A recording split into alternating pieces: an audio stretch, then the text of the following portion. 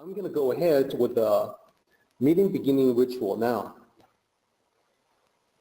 起立，面向佛堂，参加先鞠躬，一鞠躬，再鞠躬，三鞠躬，参加各位的传世一鞠躬，开班一鞠躬，请坐下。Please be seated. Hello, everyone. It's wonderful to speak with you again today. Today, my topic is the Tao of Oneness, the unseen connection. And the idea of oneness, it really is unseen. The concept, I don't think, is provable, really, in any scientific way. I think there's some hints in science, but it's not a slam dunk. So it really is sort of not easy to be aware of it. It takes practice to see it. And one of the things when I think of oneness, I often think of my experiences with the Native American spiritual practice. And one of the interesting things about Native American spiritual practice is how they look at an infant. An infant is really a wonderful thing, as it is for all of us, but especially in Native American culture, because to them they consider an infant a being that in a way is closest to the spiritual world because it's freshly from it.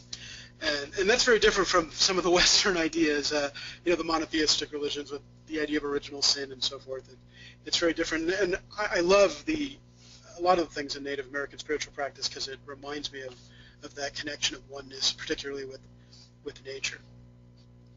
So I'm just going to go ahead and jump into this now a little bit. So let me just start with the definition of oneness. The fact or state of being unified or whole, though comprised of two or more parts, the oneness of man and nature, for example. So I want to share some thoughts on oneness. Nothing exists independent of outside conditions. I mean, almost anything, or anyone for that matter that you can think of, came about because of something else.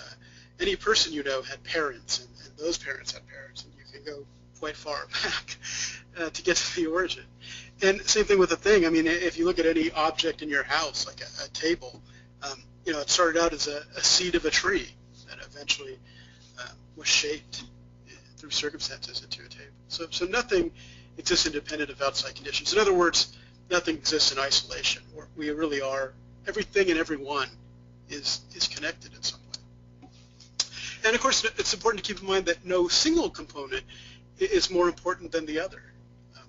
We work together to achieve this state of oneness, really. It's there. Often when we spend time in natural surroundings, we can experience this deep connection. I'm guessing probably almost everyone has experienced maybe some time out in nature, maybe out on a hike or someplace where the scenery is just beautiful, where you've felt this sort of unseen connection. You notice it. You feel the connection with nature. I remember years ago it happened to be I was at a friend's house standing out on his balcony, and we were looking at lightning and thunder off in the distance. And just the experience of it was so powerful. I felt this just incredible connection to nature, and that's a wonderful thing. And of course, sharing time with people you love to experience that connection too. The best relationships in our lives are with the people that we care about and that care about us, and the times we share with them. It's definitely something not to take for granted, and it reinforces our connection with each other. In these moments, we transcend the narrow confines of our separate sense of self.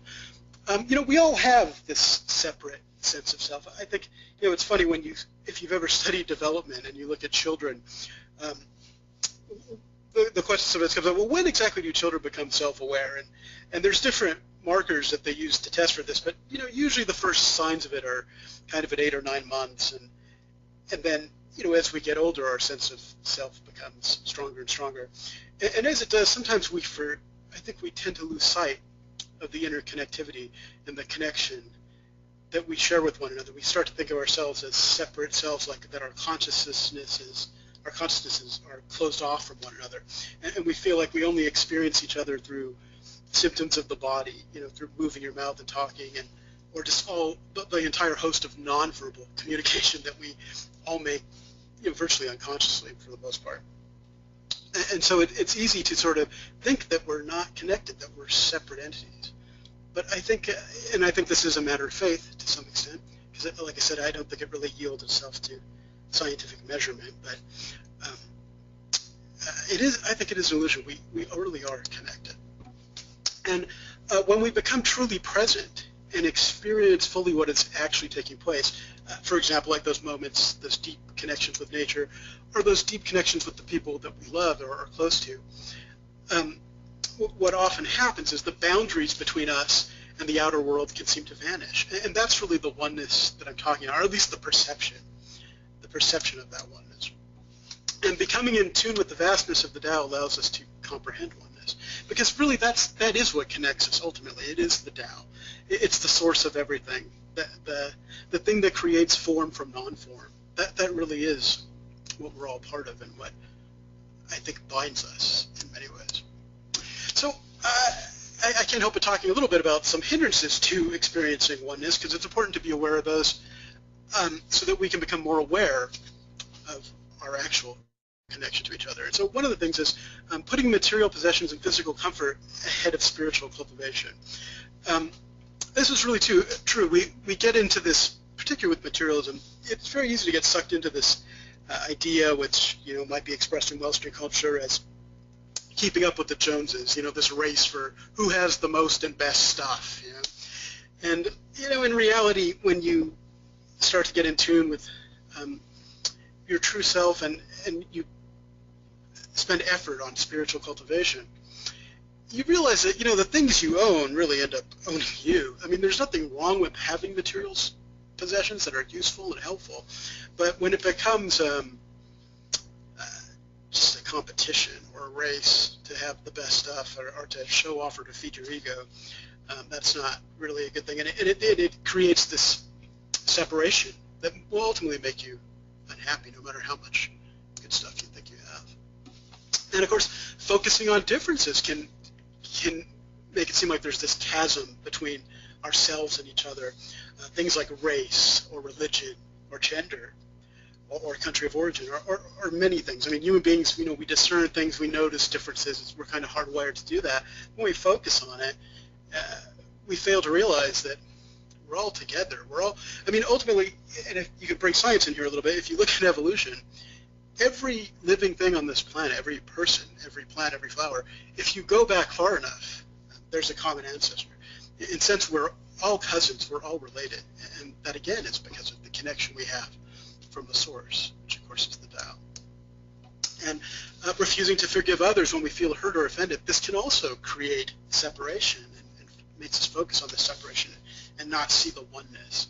And we talked about this last week, why it's so important to forgive, and if we can get there, to even relinquish the need to forgive, which is something that's a continual process, something we have to strive for, or be patient with ourselves as we try to work together. And then, of course, lack of compassion and understanding for other beings. You encounter this a lot. I mean, when I look at, I don't want to talk too much about political things, but when I look at today's political climate and, the idea of how it's driven by fear that immigrants or Muslims or whatever are going to somehow take over or hurt our society in some way. And this is an illusion. This is driven by fear, and it really shows a lack of compassion and a lack of awareness of our connection to each other, regardless of different religions or different races or countries of origin or gender.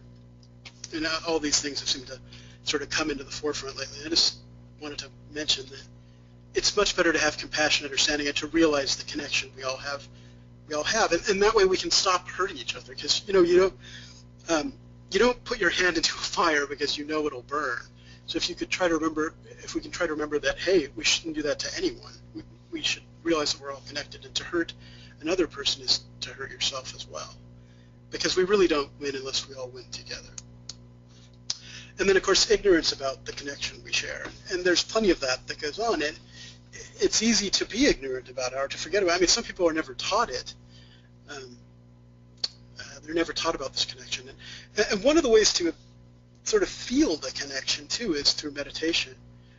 And it's a wonderful thing that I think we should all make an effort to set time aside to practice, because it does help you feel the connection of oneness that's there.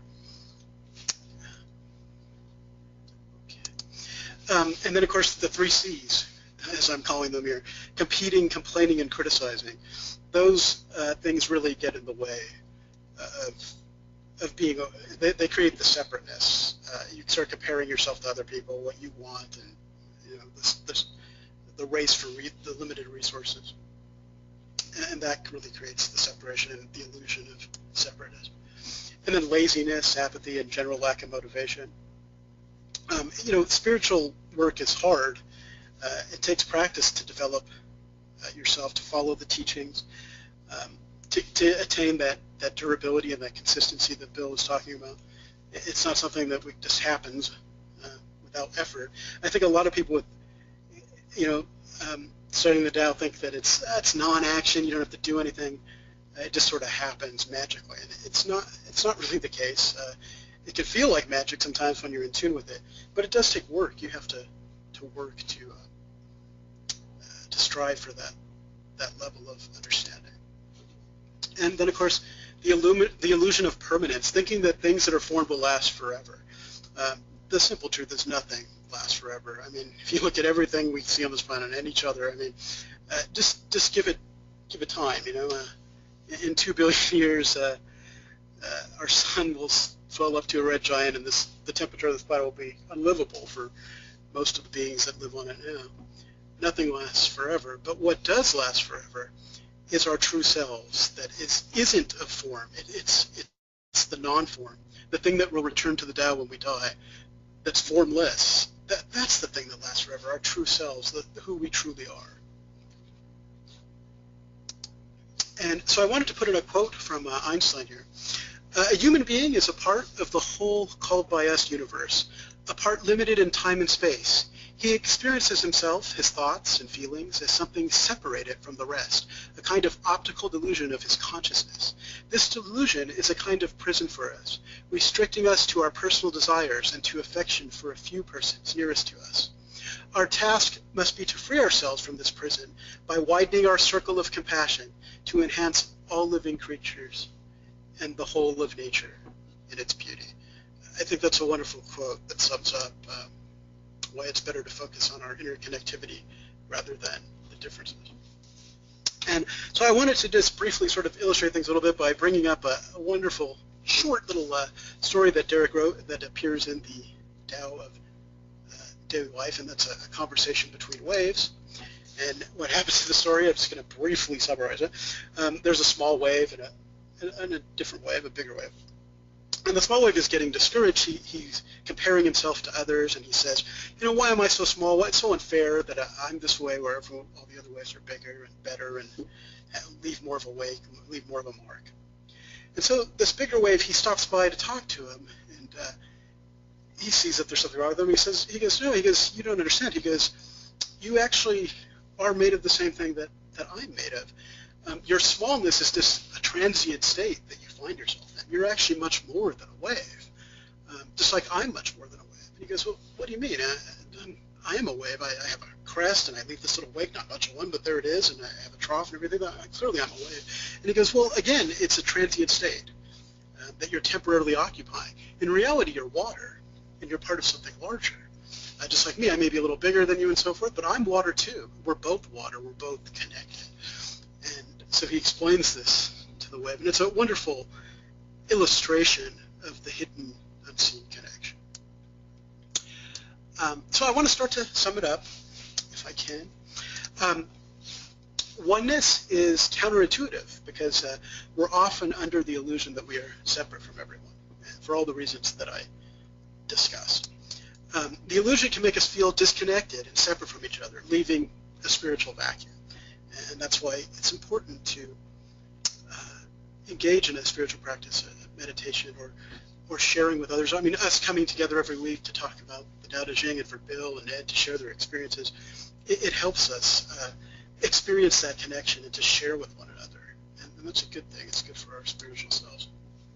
Spending time in nature or with the people who love us can help us reconnect and experience oneness as well, as I discussed earlier. Cultivating the teachings of the Yiguan Tao will help us to comprehend the oneness that is always there. That unseen connection, it's always there. It depends on what our focus is, because often your focus will determine the reality that you notice. And understanding connection is important to how we treat each other, even the people we don't love, to expand our scope beyond just that. We need to be aware of the hindrances that keep us from feeling the unseen oneness that is really present. Materialism, focusing on the differences, like religion, gender, race, country of origin, refusing to forgive, and having a lack of compassion get in the way. Competing, complaining, criticizing, and apathy will increase the illusion of separation as well. Permanence is an illusion. Nothing lasts forever except the true self, which is what we all have and share. That's the thing that connects us, our true selves in this matrix of the Tao. Being compassionate will allow us to see the oneness and help us realize we are all in this together and have that sense of fellowship. So I just want to end my presentation with a quote from the Dalai Lama. If we can cultivate a concern for others, keeping in mind the oneness of humanity, we can build a more compassionate world. I think that should certainly be our goal. That's a task worth undertaking. Okay, so there was the Tao of Oneness, the unseen connection. Thank you so much for letting me take this time to speak with you today. I hope I said something that was helpful, and I hope you all have a wonderful Sunday. Alex, thank you. All I have to say is wow. The clarity of your expression, Alex, for me, really reveals the clarity of your thought process, and also your talk actually leads into my talk really well. I'll be addressing the oneness, the unseen, the connectedness, the interrelated nature of all things, except from a different angle. The angle that was first described in the book, the Tao of Physics. It happens to be a question that people have asked. And many people have expressed an interest to hear more about the thought process of the ancients. We see evidence of the similarity between the Tao Te Ching and modern thoughts, modern concepts in the frontiers of physics. But what about before that? What was the thought process of the ancients that led up to it? Well, what a fascinating question that is. So I can't wait to get into that. The other quick comment, Alex, when you address the political climate, that's something that we spoke of previously as well. And I also addressed the topic and showed some cartoons, and I knew that I would be getting some pushback, and I did. So in person, I heard a comment from someone who said, well, yeah, when I was talking about these other groups from American history, these groups of immigrants that also came into the United States and who were initially met with hostility, including people that we would not think would be subjected to that, such as the Irish. Well, they definitely were. Well, the pushback that I got was along the lines of, well, yeah, Derek, but those other groups you're talking about, they weren't trying to kill us. The implication being that the groups that we fear today, they're trying to kill us. Well, folks, that's the reason why I showed the Dr. Seuss cartoon. It's an actual cartoon from back in those days. It depicted in humorous fashion something that people thought, which was that, the Japanese Americans in this country, in Hawaii, in California, etc., they were, quote unquote, out to get us. They were, quote unquote, waiting for their chance, waiting for a signal from the homeland. So it's been many decades now. So we look back on that and we say, oh, how silly this was, how racist, how ill-informed, how ignorant, etc. We say that now, but that's not how people felt back then. So this is not to minimize the challenge that the United States met with in World War II. Let's keep in mind, the Japanese military was a feared adversary in World War II. There's no doubt about that. At the same time, we were lumping together Japanese Americans with the military adversary.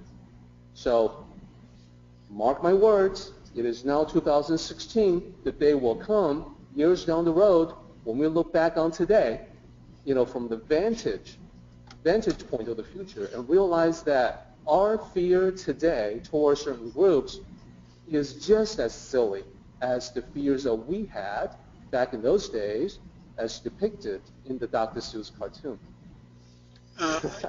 Yeah, Derek, I agree with you so much. I think you probably said this last week, what is past is prologue. We tend to repeat our mistakes, and I look forward to the day, hopefully I'll live to see it, when we look back on this time and realize how ignorant and silly those ideas were. I mean, the idea that, Muslim Americans that they're all out to kill us or something. I mean, every race or person or group of people, yeah, there's bad people in the world. That's a reality. There's people who are mired in ignorance and they don't know better. But I really think they're the minority. But we tend to focus on the bad actors. But the reality is most Muslims in this country want to live peacefully. They want to be here to practice their religious freedom, just like Christians do, just like we do, practicing Tao cultivation. And I look forward to the day when the pattern, as you said, repeats itself, and we realize how silly that is, and it becomes, you start to think, how could that have ever happened? And I'm hopeful that will happen sooner rather than later. Exactly.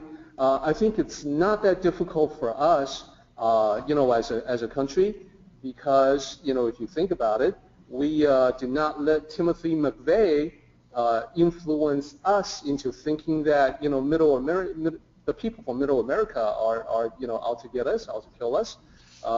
What happened in Waco, Texas, did not cause us to suddenly, feel that all Texans are out to kill us, out to cause problems, etc., etc. So I think we have it in us as a people, as Americans, to get through this historical time together. Agreed. Let's go ahead and do the meeting ending ritual, everybody. 起立，面向佛堂，持架3鞠躬，一鞠躬，再鞠躬，3鞠躬，持架规则是1鞠躬，接班一鞠躬。Okay, everybody, we are done. Participate in the Tao meeting by joining us online. For information, go to Taoism.net/Tao